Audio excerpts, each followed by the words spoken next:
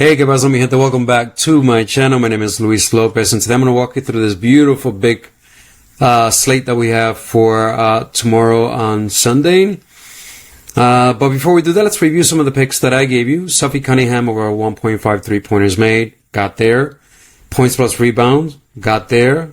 Gave you Derek Hamby over 15.5 points. I took her gobbling at 14.5 points. And I took her gobbling at 11.5 points. She got both. I think it's lucky. The first half, she ended up doing absolutely nothing. She scored 0 points. And then in this, the beginning of the second half, she goes crazy and she scores 15 points and then forgets how to score, and they technically got, blown out. I gave you Jenna Saloon over 10.5 points. She ended up getting there. I gave you Tiffany Hayes. I gave you 2 props on her. I gave you her rebounds over 4. She ended up with 7. And I gave you her points plus rebounds, I think 16.5. She ended up with 15. Should have gotten there, missed some shots, wide open shots that she shouldn't have missed. But, you know, I'm grateful that this slip ended up cashing. And I hope you ended up cashing as well, that you mixed and matched my picks, and you did well. Let's see. This is another pick that I ended up putting together. This is Sophie Cunningham, first I played. Camila is something that I just discovered. I've known this about her, but it's the first time that I decided to look at this prop. Her first half PRA. So that slips, cashed. Here is the Hamby and Janelle Saloon and Sophie Cunningham's 3 of my favorite players of the day. First half, I had mentioned that, goblined, and then I just goblined her and did both, just did a 2-leg parlay on her into the slip. And that's it, my friend. So let's go into the picks that I have for you for today. The first, play that I have for you is Emma Meesseman. I think that's how you pronounce her name. Let me show you her head. No, excuse me, not head to head. Let me show you her, her last 3 games, PRA. There's a reason why I'm showing you this. 17 minutes against Connecticut, dropped 16. In 24 minutes, 18. And they let her lose 31 minutes. Last game, she dropped 29 PRA. Now, Emma starts off hot. The first half, she does fantastic. Scores, rebounds, assists, blocks, shoots. Then she dies out in the second half.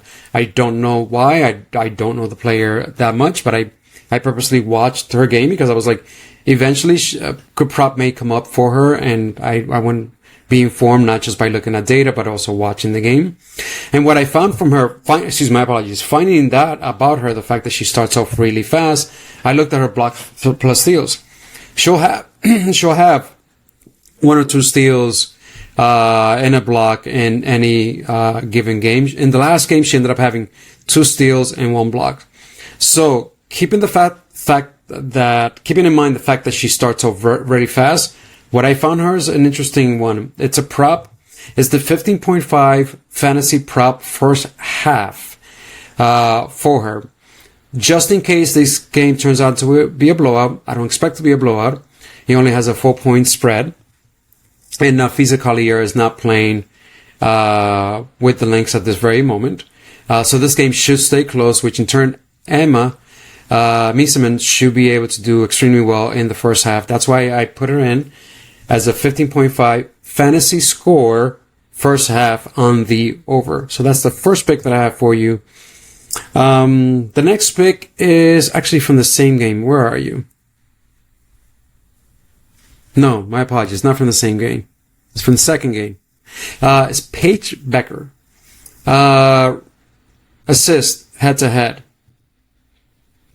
7. 8 out of 15 have gone on the over. Rebounds head to head. She dropped 9. 9 out of 15 have gone on the over. But check out this beauty. Head to head, 16. 11 out of 15 have gone on the over against the Mystics. We'll not be dealing with Brittany Sykes. She's going to be dealing mainly with Sonia Citron, who's a very good defender. Don't get me wrong. But a combination of Sonia Citron and Brittany Sykes makes it difficult for a lot of the guards to produce. Now, I'm not going to count on her coming back from a slight injury to score above 16.5 points. I'm not doing that. I'm relying on something she always does all the time, which is rebound and assist. Check this out. Rebound and assist. This is the entire season. It's phenomenal what she does. So if she's not scoring, she's dishing the ball, and she's always properly positioned when it comes down to rebounding. Hence why she's done so well against them already. And to make matters even nicer, Price Picks bumped her down from 8.5 to 8 because the books have a slightly favor on the under. Only reason why they did it. And maybe she's coming back from an injury, but she's also playing at home, so she's well rested. So Paige Bueckers over 8.5 rebounds plus assist is the second play that I have for you. Sorry, I'm just making sure here. Okay. The next game. Allisha Gray over 14.5 points. Why do I say 14.5 points? Although her line is 16.5 points on the books. Underdog already has a 17.5 points. Price Picks already has a 17.5 points. Okay. She's been needed. Ryan Howard is questionable. She may play, but if she plays, she'll be in limited minutes. I hope she plays. Vegas says that this game should stay close. It only has a 3-point spread. But Mercury have been playing quite well lately. And without Brittany Griner, and without Ryan Howard, and a fully healthy Mercury team playing at home, I think the Dreams may have a difficult time. But if Ryan Howard plays, it could definitely make things a lot easier for this game to stay close and for Allisha Gray to see the entire fourth quarter. What I ended up doing is going with her points at 14.5 because she can still get there even if she doesn't play the entire fourth quarter. She can easily have 10, 12, 13 points just in the first half and then just get one more field goal or two more field goals in the second half and done. Over 14.5 points. So that's what I did. Now, why did I do that? Because I'm compensating with this young lady. We took her last time, points on the over, and she went 1 for 7 and let us down. Only scored 7 points, mostly from the free throw line. Ended up scoring 1 field goal. But the one that she did in a very tough matchup against Camila Cardoso, she ended up getting 11 rebounds. Now, in this one, she gets a much softer rebounding matchup. They ranked 9th when it comes down to her rebounds. Now, when it comes down to scoring, above the break, where she scores 45%, they rank 8th. Now, how she gets most of her points? Spot up 35%, they rank 7th. Free throws on 15%, they rank 10th. Pick and ball, they rank second to last. This is less irrelevant. More relevant is cut. She's a very good cutter and getting to the line, but mainly spot up. So she has a better scoring matchup than she had the last time around. And even then, going 1 for 7, she still dropped 18 points plus rebounds against the Sky.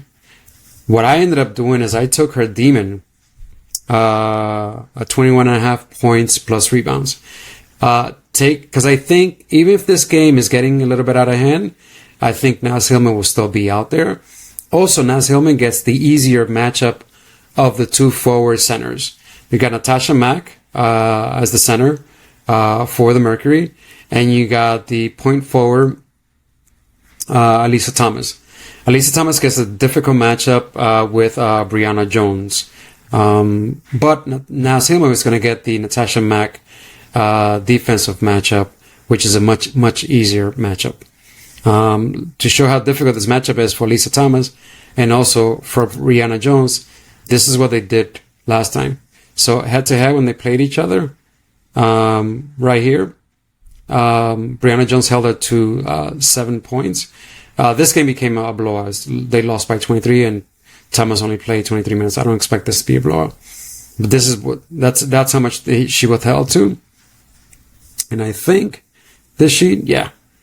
In this game, not this one, this was a blowout. In this game also, they held each other to 8 points. So they go at it. Brianna Jones and Alyssa Thomas, they played against each other. They know each other really well. They're both fantastic defensive players. So because of that, Naz Hillmon should benefit from these two ladies going at each other. Hence why I was confident in taking her points plus rebounds as a demon over 21 and a half. So again, to review them, Emma Meesseman over 15.5 fantasy score in the first half. Paige Bueckers over her 8 rebounds plus assist. Allisha Gray over her 14.5 points as a goblin. And Naz Hillmon over her 21.5 points plus rebounds as a demon. That's it, my friend. That is all I have for you. Don't forget to hit the like, subscribe if you haven't, leave a comment. These props, I don't have a full take on them from this game, the Storm versus the Spark. This should be a really good game. I'm going to look at props here. I'll find something in this area and drop it in the comment area. This one should also be a nice little game, especially for Nalisha Smith's rebound. I'm going to be looking at that. And Lloyd coming off the bench, her 3-pointers. Those are the two props. I'm going to see what lines they drop them in. If Lloyd comes in at 1.5, I'm playing her. If Nalisha Smith's rebounds come in at like 6.5, 6.5, I'm taking it. If her points plus rebound comes around 10.5, 11, 11.5, I'm also taking that. She has a fantastic matchup when it comes down to scoring. 43% of her shots right underneath the basket. They ranked dead last. Look at this, all this green. 9 out of 12 have gone on the over when it comes down to points. I can't show the rebounds because it's not available. But that's it, my friends. That is all I have for you. Hey, God bless you and your family. You take care of yourself. Que Dios te bendiga y hasta la próxima. Best of luck.